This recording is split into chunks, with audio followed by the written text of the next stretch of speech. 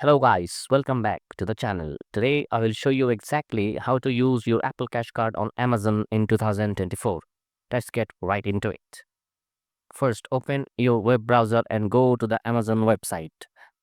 At the top right, click on Accounts and Lists.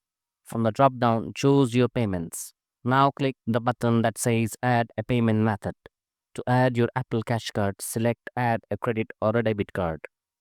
Enter your Apple Cash Card details. That includes the card number, name on the card, expiration date, and CVV.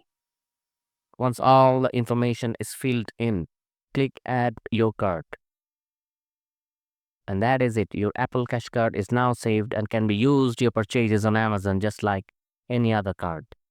If this guide helps, make sure to like the video and subscribe for more quick tech tips like this. Thanks for watching. I'll see you in the next one. As always, I have promised with a fresh new content.